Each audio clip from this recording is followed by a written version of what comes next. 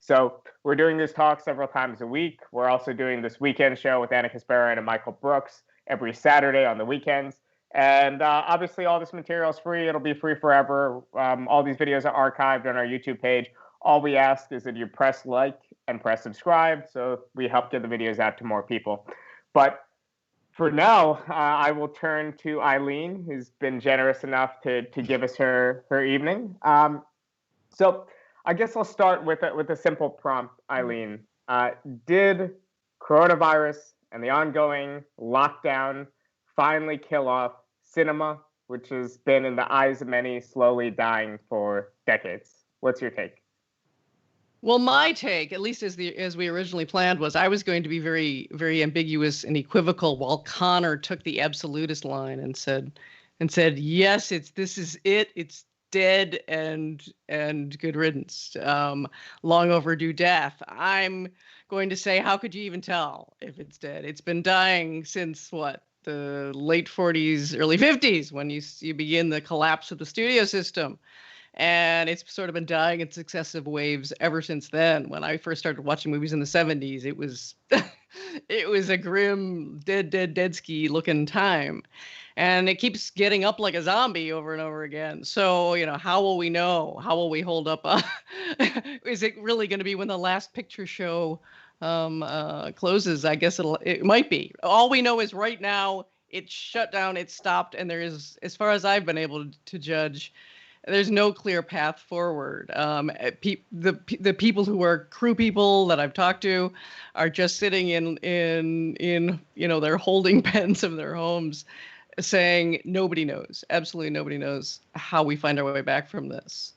It can be useful to think about this crisis in contrast to, say, the Spanish flu crisis of 1918-19, when exactly the same things happen.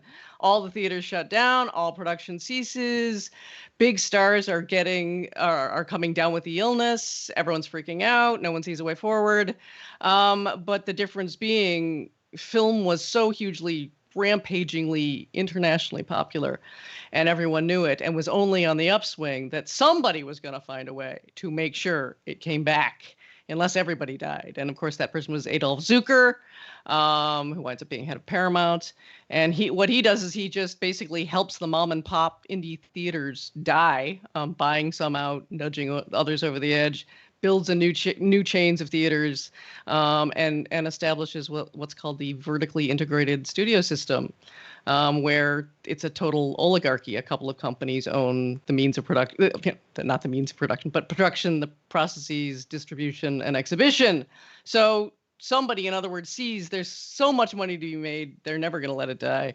And they find a way to, do a capitalist takeover that's spectacularly successed and goes and functions really well for, again, decades, until the 40s, 50s, when the downturn starts. Partly because they're forced by law to get rid of their theater chains. And that's the beginning of the end for the studio system. That and the rise of TV. So in that case, there's no way, when you're looking at the history, that they're not coming back. In our case, it's a lot harder to say that. So I just found out that I was muted for most of my introduction. So I need to explain again why Connor is not here. Connor claims that his wife, friend and comrade Megan Erickson, is giving birth to their second child. I believe him because it's a very tough excuse to make more than like once or twice. And the other time he made this excuse and bailed on something, in fact, his first child was born. So we'll find out in a few days. But obviously, this was going to be a slightly different conversation with Connor. Instead, we're going to have, I'll just be kind of harassing Eileen about things. But that was the explanation. So what are the main responses in the film and TV industries, specific responses to the crisis? So obviously, there's been a proliferation of streaming. There's been a lot of turn towards, I think, more episodic content as opposed to the one big feature swing big feature films, which are kind of like one shots where big production companies are gonna try to are gonna either make a lot of money or lose a lot of money. So what are the shifts that we're seeing that are being accelerated during the lockdown? Yeah, you certainly mentioned some. I mean, big releases that are absolutely crucial clearly in the the view of the big brass, like the new James Bond film. A film like that gets postponed. Christopher Nolan's next film gets postponed months.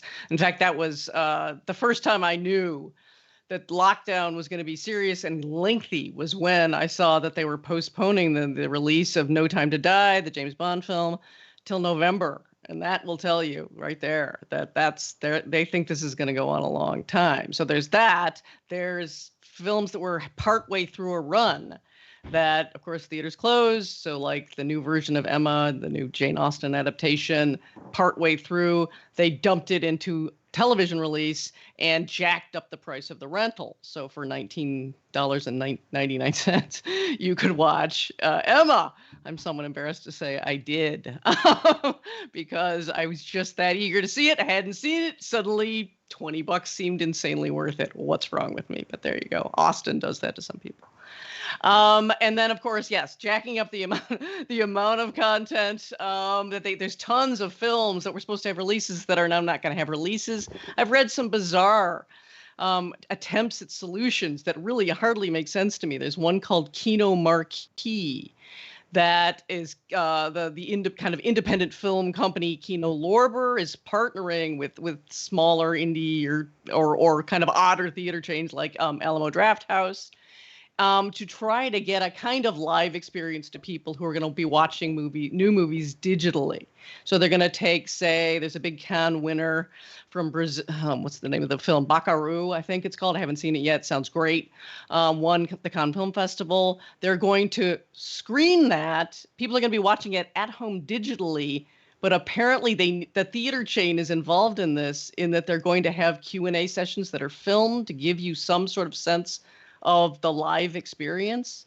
I read this press release 3 times because I couldn't understand what's the contribution of the theaters. Nobody's going to be sitting in the theaters, but apparently this is a big deal that they're arranging for a whole series of releases in this way. So they're trying to find some sort of way to convey the live theater experience while nobody's there. Everyone's at home looking at screens. Attempts at reopening. There's a really hilarious document, I think it was generated by people at Lionsgate, where they're going to try to restart production using social distancing rules. And if you've ever been on a set, you immediately are just like, that's going to be ludicrous. That's almost impossible because, they'll say things that sound very wise, like, no extraneous personnel, no one can visit the set. You limit the number of people as much as possible, and they try to distance from each other as much as possible. But then they list all the people who can't distance. Which is hair, makeup, costume, sound. The actors have to be brought in together. If you've ever seen the camera crew, they're always packed in tightly together. They don't mention that. What's the craft service table going to be like? Everything has to be individually wrapped on the food tables on sets and locations now because you can't have communal bowls of anything. Just the amount of detail they're listing just makes it seem insane and impossible that traditional styles of shooting film and television can really go on under these rules. So it has a kind of dizzy, crazy, optimistic, like, no, we can all go on, even if there's successive waves of the illness, and this will all work out with social distancing. It just seems mad and impossible to me. It seems like it is completely unpractical. Impractical until there's either a massive reduction in cases, a vaccine, some other type of, a vaccine and herd immunity. It really just seems like it's impossible for them to resume. But I guess the new thing will just be scooping up and buying and recutting old series and things like that. Like the number 3 or 4 trending film on Netflix or series on Netflix was like Waco, which is a Netflix re-release of a pretty bad TV series. It's like incredibly soft. I mean, I'm no fan of the ATF and the FBI, but it's just incredibly soft on kind of insane people. Right. But yeah, so I imagine that could have ramifications if it means that actors and directors and unionized film crews and camera people and whatnot are out of work, and companies are still making enough money, and maybe they find, well, maybe this is more profitable and less risky than what we were doing before. Right. I mean, I just keep thinking, surely a huge boom in animation. I mean, just anything to get to work with. There's not people. You can do it all in computer. Surely that's going to be the move if this continues as it looks like it is going to continue. I mean, there's some other odd developments that are kind of fascinating in themselves. The resurgence in drive-ins, huge boom. If you actually hung on to your drive-in and it's functioning, suddenly every night, packed. And social distancing at the concession stand every 6 feet. But just, what if all of a sudden you can get this weird kind of vintage nostalgia resurgence? Supposedly some are going to reopen, and it makes a ton of sense if you ever, as a kid, were at a drive-in, or apparently they're still out there in the heartland. All of a sudden you're like, yeah, hell yeah. Of course they're only screening really older, old stuff. Come and watch Avatar again, or whatever the hell they're screening. But you can see how it makes sense. Another real oddity that's my favorite thing is there's a reopening of theaters with a ton of plexiglass shields and screens everywhere. So you have to go into the theater through a TSA-like situation where your temperature is taken, all this other jazz. The concession stand is all plexiglass, shields everywhere. And there's even kind of rumors that there are going to be plexiglass like shields on either side of your seat. So you're sitting in a kind of little forward-facing plexiglass booth staring at the screen. Apparently, the plexiglass business is booming. They can't keep pace with the demand, because it's not just theaters doing this. Restaurants are going to surround supposedly booths with plexiglass, offices, nail salons. So we might be living in a real plexiglass nightmare pretty soon, and theaters might join. It's being tested out in places like Texas, et cetera. So we'll see. So there's a conservative impulse in me that says that, like, this is just a part of the further decline of civil society. The fact that, and this is me being kind of contrarian, but Connor, for example, who's obviously not here at the moment, he always is terrified when he asks, "Oh, did you watch that movie I recommended?" And I'll be like, "Yeah, I downloaded a like 600 megabyte AVI and watched it on like my old iPad or something." Right. Because he has a sense that movies should be watched, if ideally in cinemas, or if not in kind of with a big TV and friends and family and whatever else. Are you a bit of a purist when it comes to this? Do you think that there's a case that just the decline of us watching movies collectively is related to just an overall atomization, individualization of collective entertainment and spectacle and whatnot, as we're spending more and more of our lives on our phones? I'm the opposite of a purist, and yet I don't want to lose theaters. I really think you lose a lot, in my opinion. That was one of the points Connor and I were going to argue vociferously, is whether the social and public aspect of viewing was necessary to even the definition of cinema. For me, it's absolutely crucial, and we'll get into a bit later probably why. For me, that doesn't need to be a fussy experience. For Connor, it's just like the experience has degraded in his view so badly that why is that even important? But I'll also say I'm not fussy. I want the social experience, and I'm not that much of a. It's wonderful to see terrific, crisp imagery, and more that's what we're seeing in a lot of on television.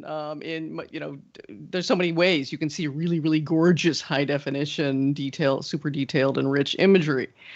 But I was raised, I was a kid in the 70s. I first fell in love with films in just the worst possible viewing situation, which is on television, watching like $1 million movies that are cut to ribbons, millions of commercials. In fact, half the time the plots didn't even make sense because they hacked so much out to get the commercials in there. It's essentially the same film education the Coen brothers had. It kicks a lot of the film snobbery out of you, and it makes you fascinated just with somehow the film viewing experience itself that allows you to withstand a lot of, well, this sucks aspect of it. So that's a weird thing to say, to go from, but I watched it that way, to, but it's true. By the time I was a young adult, I was one of those people who would go see whatever, my friends and I. We hardly even cared if it was good cinema. We would just sit there. We just loved being in there. We used to do huge mock sighs of ecstasy as as the credits came up. And we might have been among the last generations that were film besotted in a way that you can see in old movies, like in Francois Truffaut's The 400 Blows, where he shows the little boys in the cinema just rapt and enraptured. And you don't even have to know what film they're viewing. You aren't shown, because it's the cinema itself that is so incredible. I know that has disappeared because I've taught for so many years at UC Berkeley. I taught film, and students just do not, most of them, even film students that I was teaching, do not give a damn. Well, they're both purists, but they, at the same time, they're like, hey, it doesn't necessarily have to be on a big screen. It can be on a small, they're all over the map. But I found various ways to disagree with them, and they weren't enraptured by cinema in the way that I recognized. Well, you should go to India. There's still some last vestiges in countries like that, even though that's disappearing among maybe the middle classes of India or whatnot. But I've been in a few Indian movie theaters, and probably the only time where I felt that was that, and when I was a little kid watching Lion King, which is a really incredible experience, until I found out that it's terrible, because Scar is really the most progressive character in that movie, and and he's kind of like a Bonapartist like figure, for those of you wondering. I taught that film, and I tried to say exactly those things to my students. They were outraged because they still felt that's my childhood movie, and you do not talk shit about my childhood movie. Yeah, they did not want to hear that. But you're absolutely right. Yeah. Okay, so let's talk about some recent controversies. I'm skipping ahead a little bit, but okay. And we can get back to the other stuff later. But there was this controversy with Martin Scorsese, I think, calling films like The Avengers not cinema, and calling it, maybe a form of entertainment, but not anything he recognizes as cinema. Now, what should be our line? I'm not much of a lover of art and culture. I'm at heart a pretty dogmatic, like Zinoviev-like institutionalist when it comes to my Marxism. So I'm wondering, what should our line be? Should it be a kind of pseudo-populism, an embracing of mass sentiment, no matter where it goes, as long as it's not openly reactionary? Or can we say Scorsese is actually right? The Avengers was kind of trash, and it's a shame that Hollywood is producing mass entertainment like this. I mean, of course he's partly right, but he's sort of half right. He's certainly right that there's a lot of that the main stuff that tends to be popular and being made apparently is a lot of crap that you could say that's not what I want to say cinema is. But cinema should be a broad application. I'm a huge fan of genre films and just popular cinema in general. So I would hate to think that we're really going to only call cinema the art film that Scorsese was, kind of trained up in himself. He became obsessed with European art film. And, of course, he claimed, in the article that he wrote in his defense, he claimed to be a big lover of genre films. But every time he'd mention genre films, it was like some Hitchcock masterpiece. and that's a kind of too narrow view. There's going to be bad cinema in every category of cinema.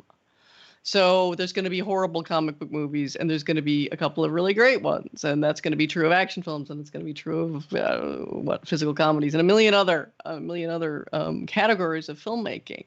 The problem is, in fact, the terrible concentration of the Hollywood film industry on such a narrow, which is the main point he's making. They only are making such a narrow line of a type of films that it gives us this illusion that we need to re-argue a really annoying position that you've got to oppose art and entertainment, which always has seemed stupid to me.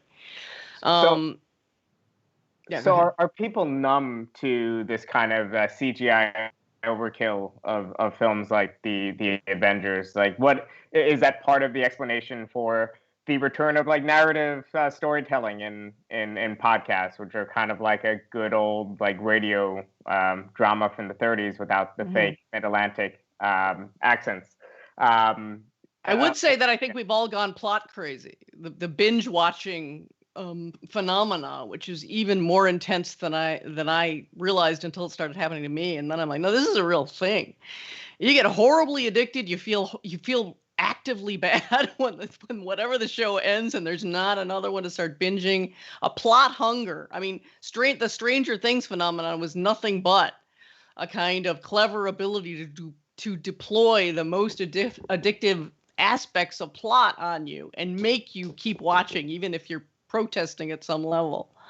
So that kind of thing does seem to be upping a level of narrative hunger. And I saw this also a lot in my students, that their fixation on plot was, to me, kind of tragic. It was all you could do to get them to pay any attention to formal elements. That was just didn't matter. And I'd be like, hell, I could email you a plot summary. Why do you care that much about the plot? But there was just got to be hard to get them off the topic of the intricacies of plot. And now I've already lost. What was the other aspect of your question? Well, it was just related to this CGI overkill, and maybe that's a response. This kind of return to an almost like radio like format, which doesn't vary plot and actually demands kind of more more development. Well, and we could also just add, again, I don't know if it's just sheer risk aversion among the powerful people of Hollywood, the powerful creative types, but CGI kind of quickly devolved from what seemed possible, which was everything, absolutely everything you could imagine you could do, especially once it gets sophisticated. And it seemed to devolve relatively quickly into a kind of set of highly recognizable moves that you did in various ways. The big cliche is, the plunge from outer space down to the eye of a gnat kind of thing. And you saw that 700 times because it was admittedly macro to micro, super dramatic, all that jazz. But the imitative quality of it, the way it doesn't seem particularly imagined, doesn't wow you all that much because you learn the moves pretty quickly and everyone keeps doing them over and over again. If it worked the last time, it'll work even better this time. That would explain why you're getting sick of it, just like poor Martin Scorsese saying, all we're seeing is this one narrow strip of moves. And after a while, you just feel its exhaustion, and that ain't cinema. Cinema needs to... if we sort of skip by, how are we even going to define cinema? Cinema tended to be, you could arguably say, defined in terms of its size. Huge screen size, huge levels of emotional and psychological impact, huge amount of identification with character, camera, image. Huge immersive experience, absorptive experience that for a long time, when television comes along, it can't possibly match. So you'd always, if you were reading definitions of early TV versus film, TV was defined in very, very different terms than what cinema was, and usually rated at a lower status, simply because it couldn't do the quote unquote big things that films could do. But now, of course, we're seeing, what everyone knows, at-home viewing. The screens get bigger and bigger. The image gets more and more sophisticated, higher and higher resolution, richer looking. They now perfectly able to imitate almost anything you can do with film cinematography digitally, which they couldn't at first. So all the things that used to separate the two media from each other have collapsed together more and more.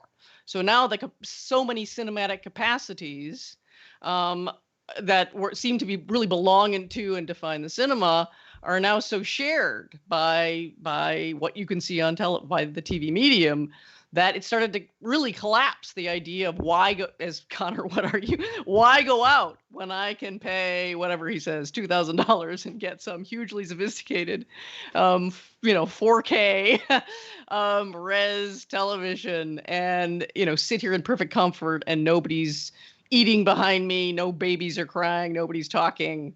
Nobody's ruining my exquisite experience. So that petty bourgeois individualism, clearly. But what should we think about? Let's say Netflix in particular. It's a distribution platform that changes the economics of filmmaking. And that, on the one hand, I guess the case for Netflix is that it takes independent or medium-sized producers of content, right? Production companies and filmmakers with that kind of range of resources. Then it gives them an immediate outlet where they're not spending, because a lot of the budget in film is obviously not just the production of the film, it's marketing, it's the rollout, it's whatever else. So there could be a case that it doesn't obviously democratize media the way that we as socialists want to democratize media.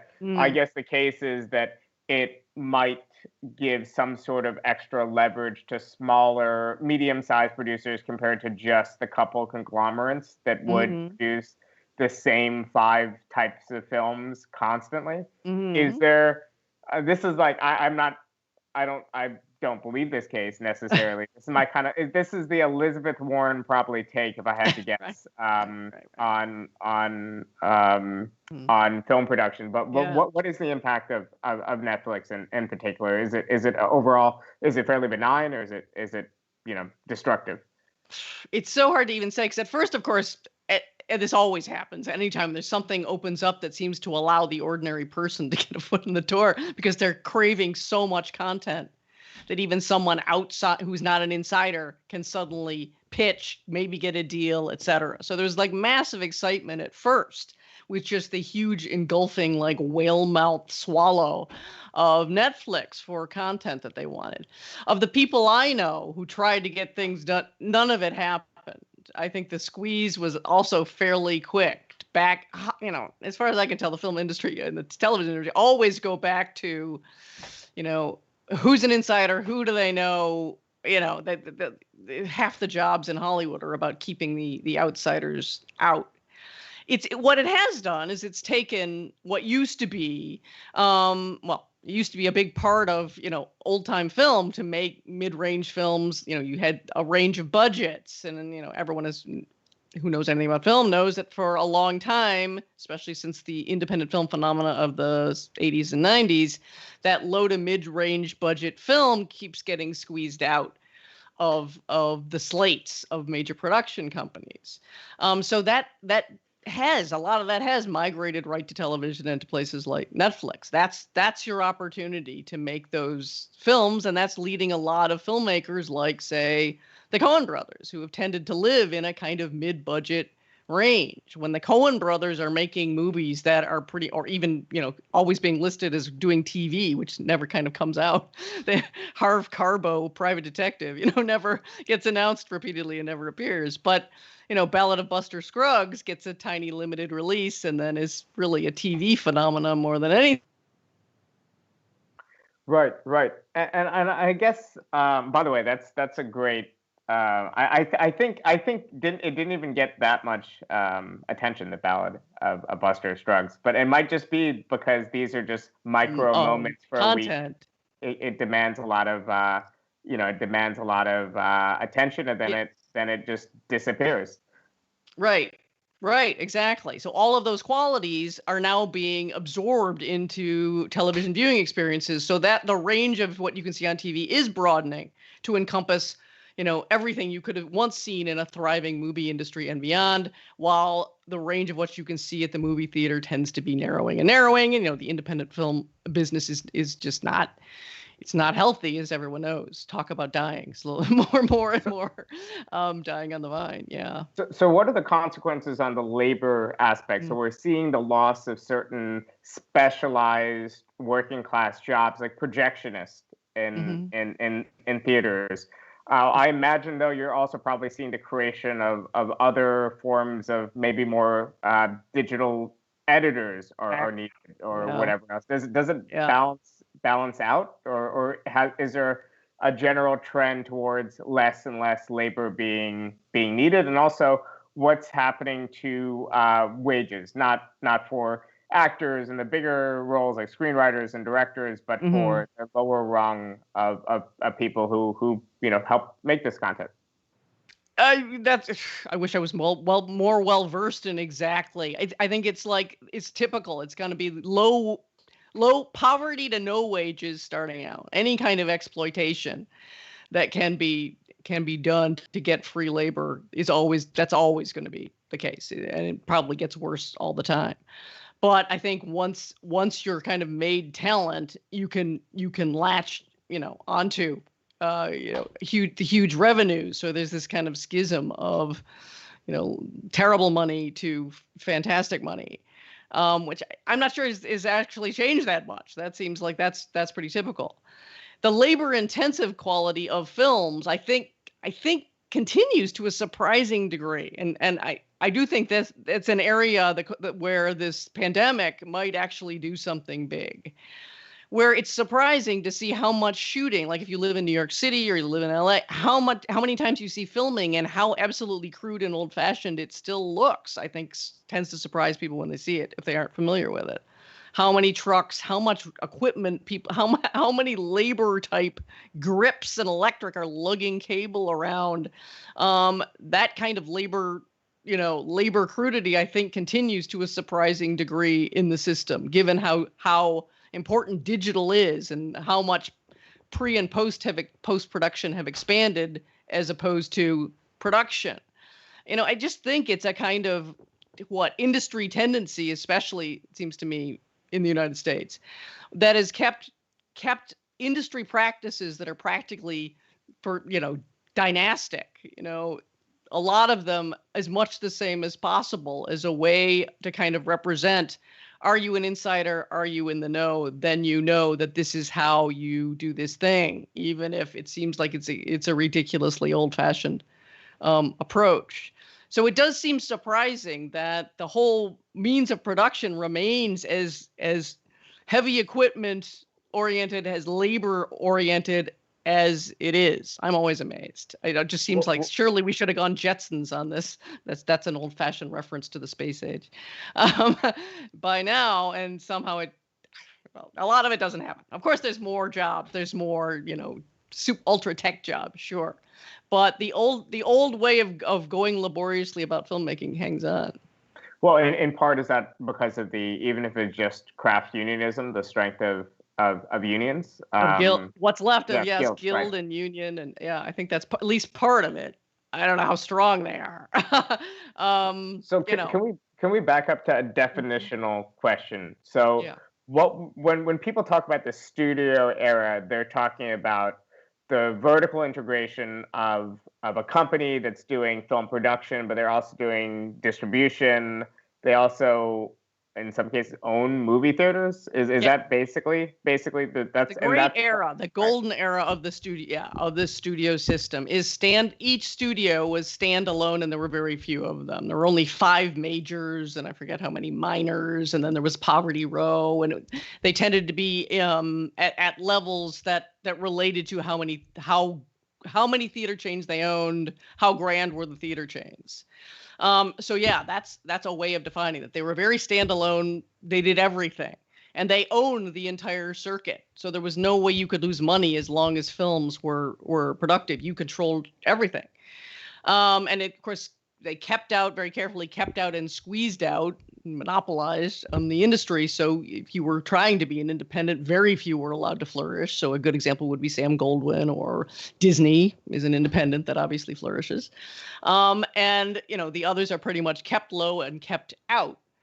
Okay, that starts breaking down. There was an attempt to break it down from the 1930s on. There was a U.S. versus Paramount Studios taking on the idea like, you cannot do that. You can't squeeze out all the competition. And it took 10 years to get through the courts. And in 1948, it's finally enforced. You've all got to divest yourselves of your theaters. And that's just the beginning of the end, especially because of when it happens, it coincides with the rise of television, with a kind of mass movement of the kind of newly rising middle classes to the suburbs, away from the major theater chains. So all that happens, late 40s, 50s, takes a long time for the dying to occur. It's really cratering out 60s and 70s. And then you get this new form of filmmaking. That's not the old studio system. It's where you have huge conglomerates that buy up like a studio, like I forget, I'm trying to think what bought up. I think MCI bought up Universal, and you'd have multiple companies under this umbrella of this conglomerate, and that spreads the risk hugely.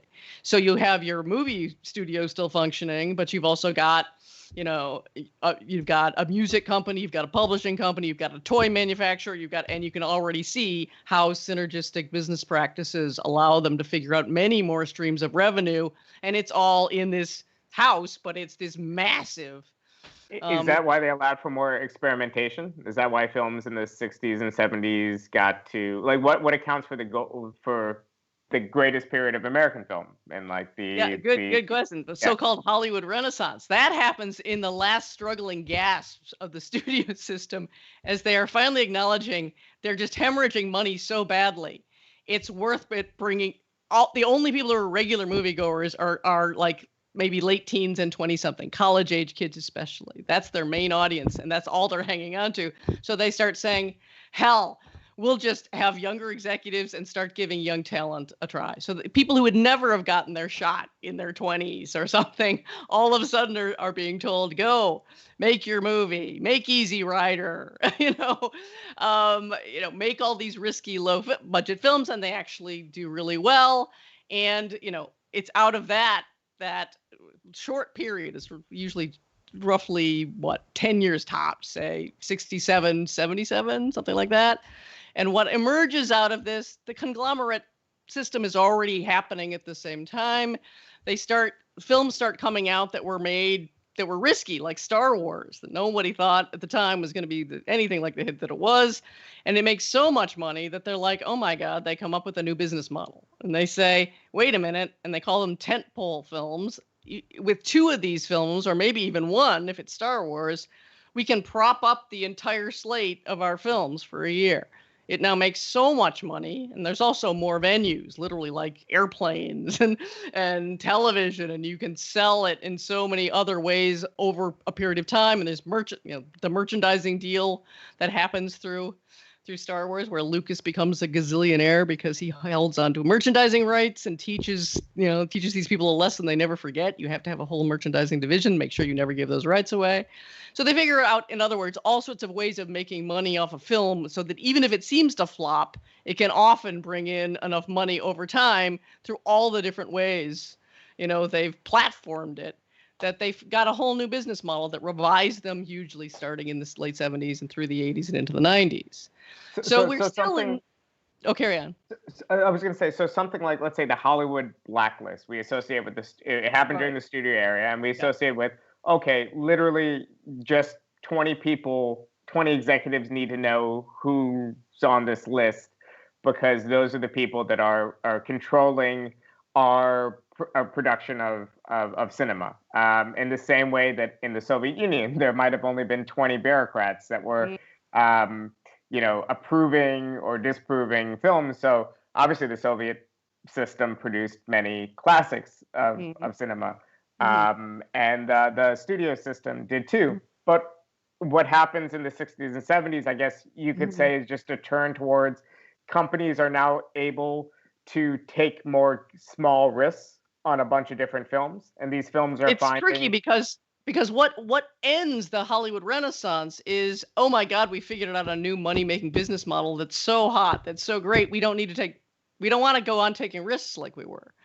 We're going to figure out that this is where you start getting the sequels and we're going to start packaging talent. You get the rise of the super agents who start acting like producers. If you can pull together a surefire team of, I don't know, star Tom Cruise, director Steven Spielberg, and a particular writer is associated with action films, you got a movie that you feel pretty guaranteed people are going to go see. So in fact, part of what defines the end of the Hollywood Renaissance is all that risk-taking that was born of desperation gets closed down.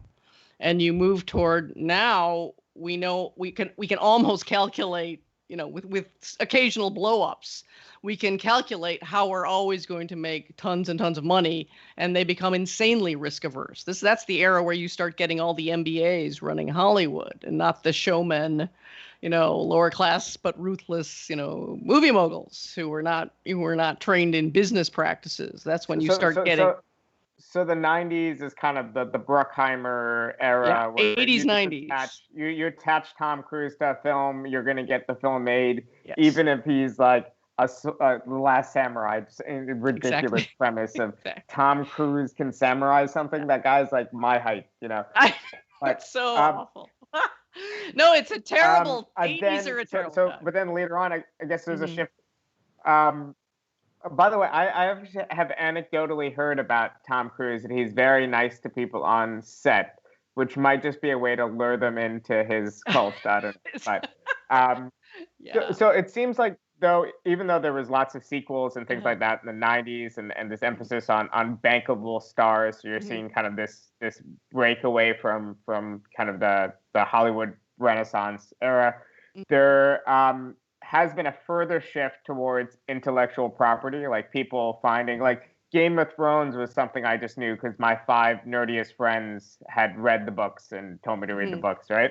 I made it halfway through one and it was okay, but there's like, it's George R.R. Martin writing like erotica is basically half that book. It's like deeply disturbing, actually. The TV series is much better. But anyway, it seems like there's been a bigger emphasis on IP, acquiring IP, and producing things to segmented markets. Is that just my outside? Is that just not the case? Like, for example, there's a film made for every single little ethnic group, it seems. But and there's a film like Extraction. I love that because it has a bunch of brown people, but it's just a generic action film with brown people. Like, I like that. Right. And that was a good example Connor wanted to mention, is like doing gangbusters. He had a figure, incredible level of viewing, that if you had been able to get that kind of numbers in a theatrical release, you would have made $1 billion, easy, billions of dollars.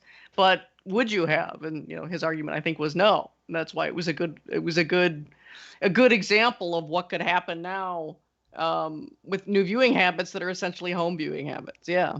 But sorry, carry on.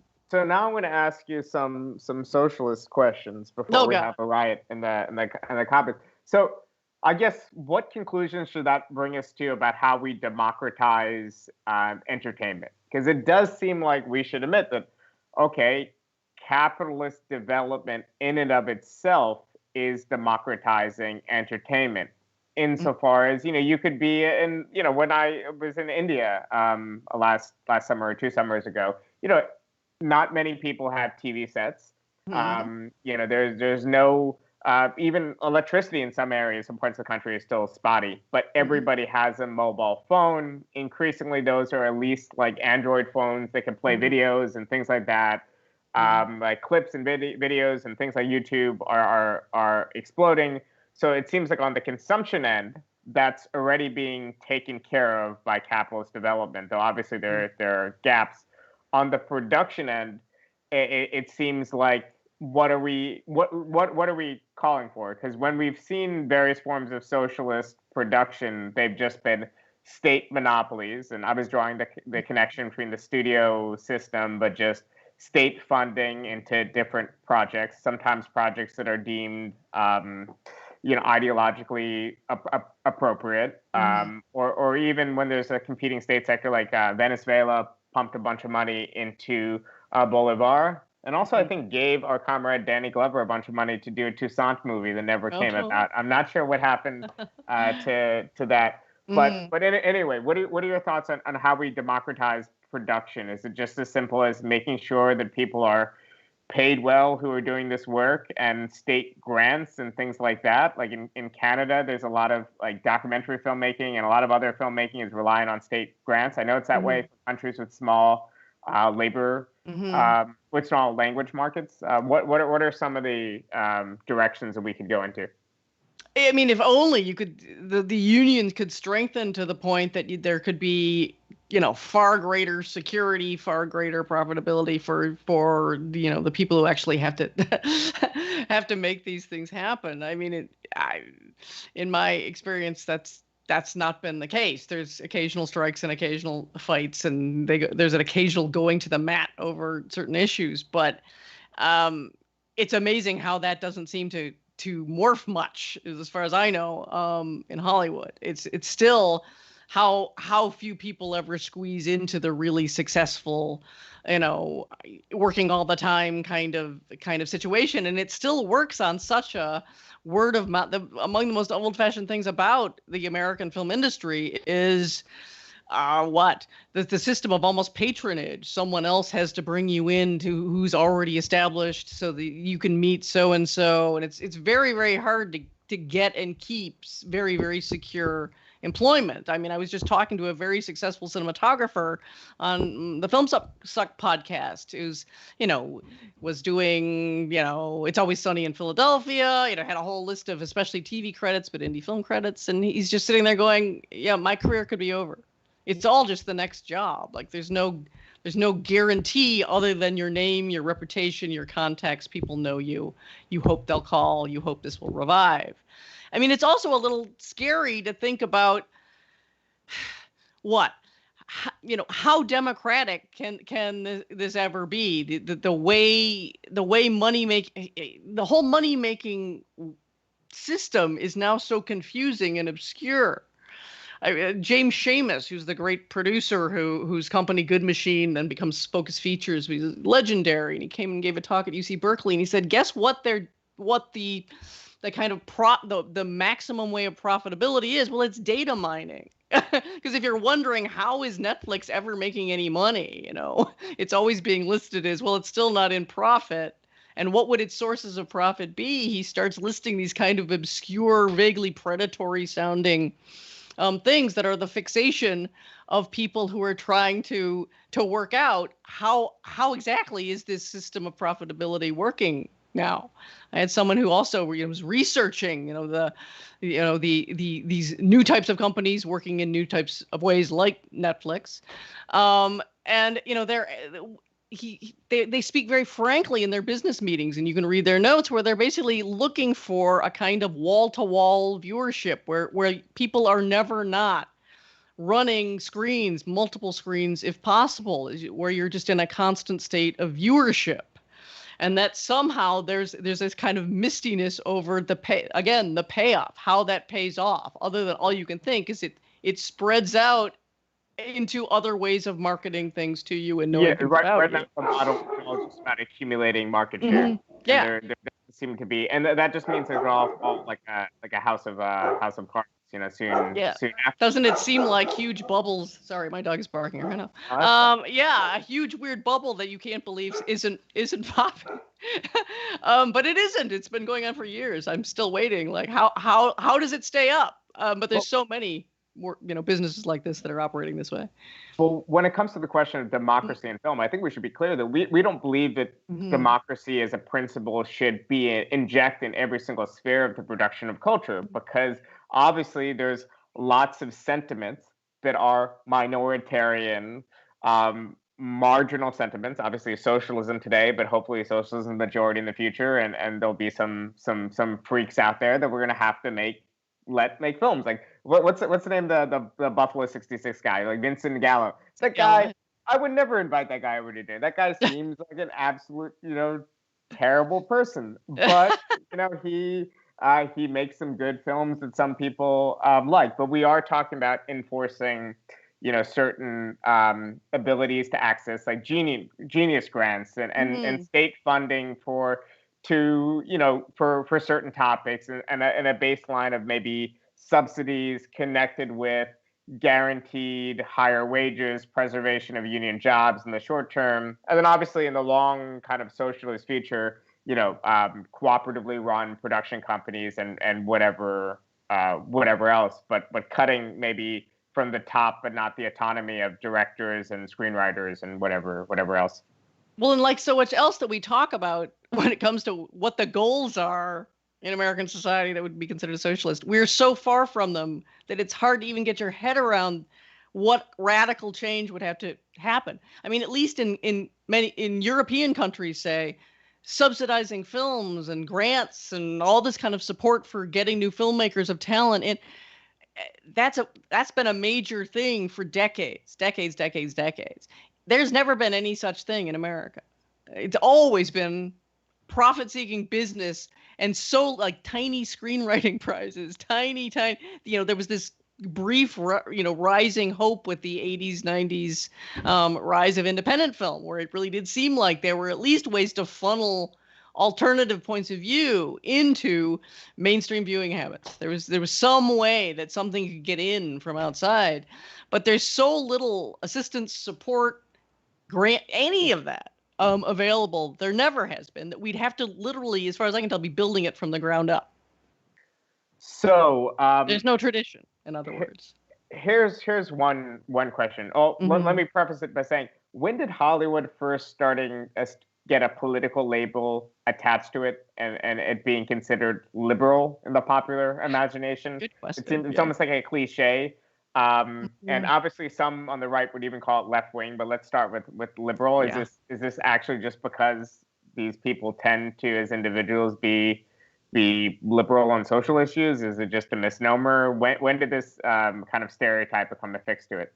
I don't know if it comes in with the Clintons or if it's even before, with the with the sort of collapse of what, both the Hollywood Renaissance and the kind of social justice movements of the 60s, where you actually had people making films that seemed to be somewhat counterculture films. That falls apart. Hollywood Renaissance is very firmly ended, and I think quite consciously ended. And you get what seems to be a huge Reaganite. Oh, sorry, a huge Reagan infusion. Keep going. Yeah. Okay. What's going on? Pro-business.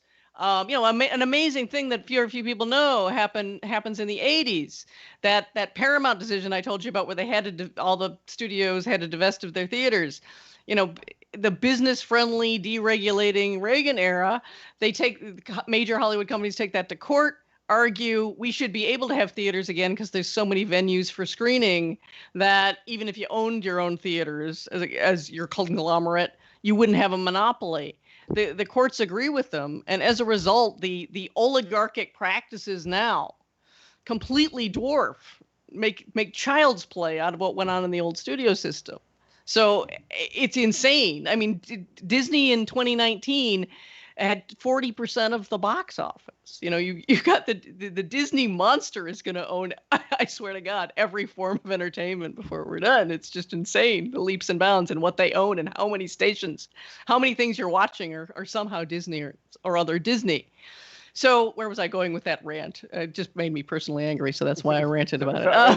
I think you answered the question, which was about Hollywood's association with the liberal or the left. I guess some could be, well, okay. So because of McCarthyism, I feel like, and because of the Hollywood blacklist, because of I guess several prominent Communist Party adjacent and Communist Party member screenwriters in the 40s and late 30s, I think we probably overestimate the extent to which Hollywood was left wing. Yes. And even when left wing writers are trying to smuggle their politics in, they end up producing the exact not very political material. Like High Noon was meant, I guess, as a parable about McCarthyism written by a left wing screenwriter. It ends up being an awesome film, but a film that's like the epitome of American individualism, right? It's absolutely right. Yeah. Yeah, and it's fascinating to read about it, how radical the thought process was. And poor Carl Foreman, the writer and the producer, gets shafted right in the middle of the making of the film. Yeah, so that's a great example of, that's how left wing, the supposedly, the claim that the communists are infiltrating not only our precious bodily fluids and our minds through these super lefty films was always, highly disappointing. It's not that there weren't ever left-wing, the blacklisted filmmakers who made Salt of the Earth. That was a real left-wing project. But so speaking of those projects, both are projects to create left-wing movies, and also those with more liberal or even conservative activist agenda. To what extent do you think? I guess this is a really broad question, and I don't mean to take you in a Frankfurt School direction. Oh, God. But what power do cultural products have in society? Do movies change politics? Obviously, Hollywood's going in this in this direction based on the pursuit of profit and profitability. And I'm sure there's lots of purists who could have made money doing something else, but they're Hollywood executives, so it's not like they're just driven by the pursuit of profit. But they obviously can't undermine that base level profitability, and that's what they'll be. And that's why they have passion projects, right? Those are the things not meant to make money. But in general, when you're assessing, you're looking at films and their power. Is this just a sideshow? Because it does seem like, in general, the sentiments in film and even video games and other things are increasingly, at the very least, center left in diversity, inclusion, and other things, and how protagonists kind of act and are portrayed. Is that just reflecting something that's happening in society? Is it playing some other role? Should we be concerned about politics in film if all of a sudden these films get more reactionary? Should that make us worried, or is that just reflecting something?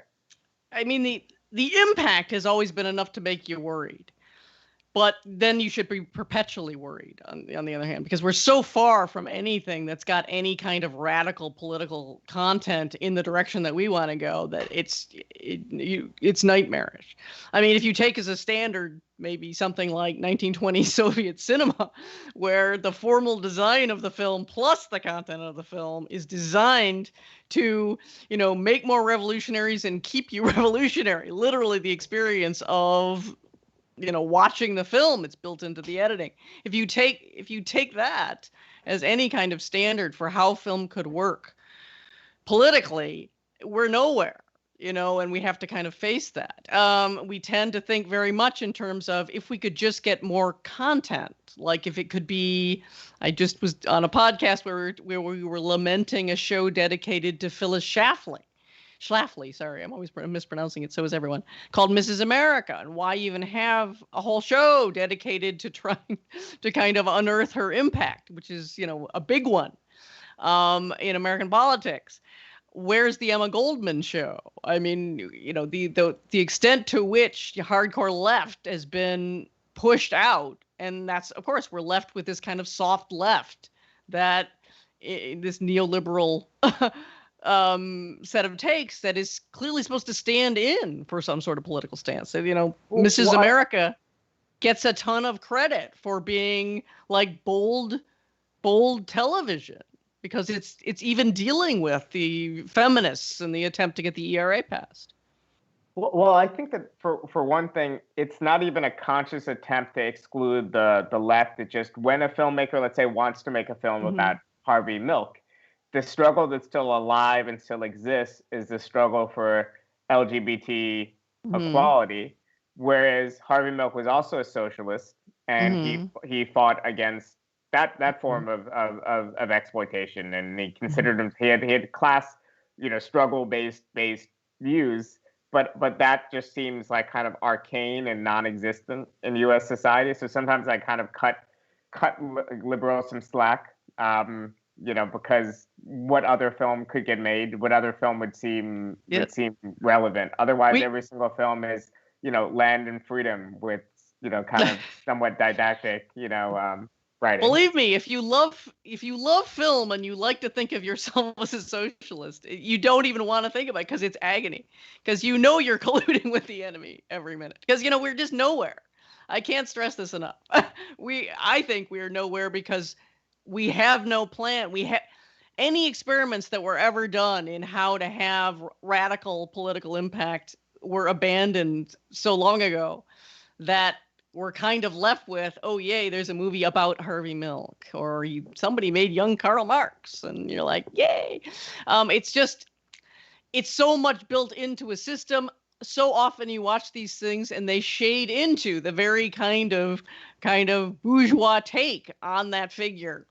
Just by the very nature of how it's shot. In the 60s, for example, there were a lot of film theorists who argued that the form was every bit as much important as the content because the form itself was predisposed, was built by the capitalist system to always work in kind of capitalistic terms. So even if the content is, hate to use the word, but let's say progressive, The form itself is regressive and takes you right back into, Hollywood approved ways of presenting characters and getting you to identify with them and blah, blah, blah, blah, blah. And you go right down the same kind of chute, you could argue, as you would in the kind of, politically dangerous kind of work. You hate to even, I wrote about this for you and, the end of what did I call it? The death of revolutionary film form, something like that. But it's too depressing. Why even go there? I mean, I think we have to hope for maybe content alone can do things. Maybe if we really invested in what computer technology could do in creating new, really radically new forms of content. Maybe if people really started thinking in terms of, we fucking need a mass movement now. And in the past, when people got serious about that, they thought, at least in, recent centuries, they thought in terms of mass media. How do you reach people? What impact is it having? How do you make it more radicalizing? It seems to me we don't think about that seriously at all. Well, I think for one thing, obviously there's one approach, which is the kind of social realist approach of let's just depict how miserable working class life is. Yeah. Then there's a classic debate at the counter, which is like, actually, let's distract people from that because that's one of the goals of entertainment. People should be entertained. Right.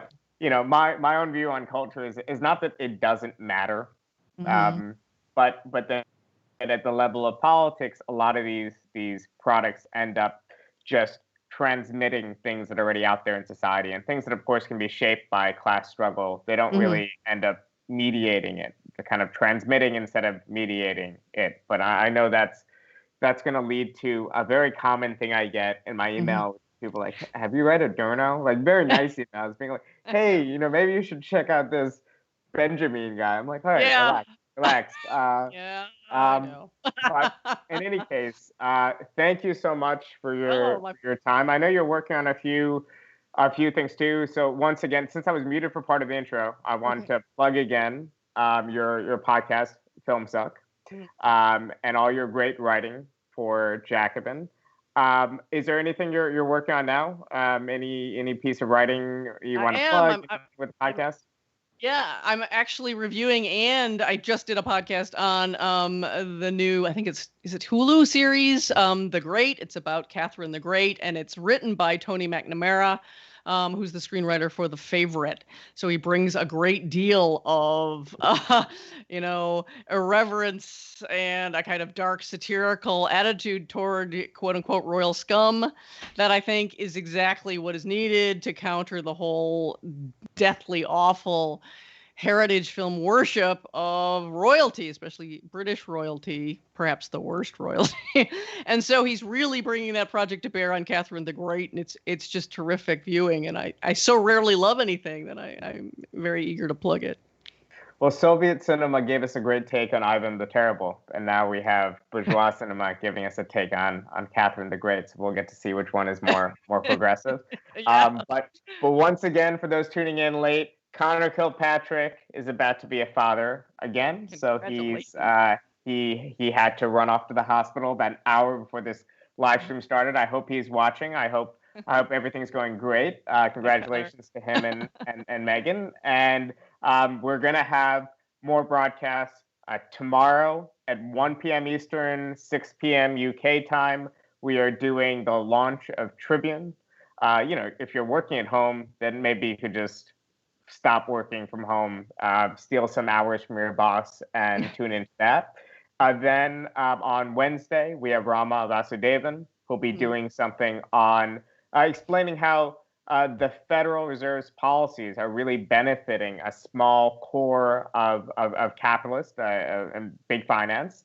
And then on Friday, we have Peter Gowan talking about the last great push of left social democracy that failed miserably, the attempt to create a wage earner fund, the Mitre plan in Sweden, that would have slowly socialized production in Sweden. So that's what we do. We rant about topics of marginal interest, but this time, thanks to Eileen, we were able to dive into some mass culture.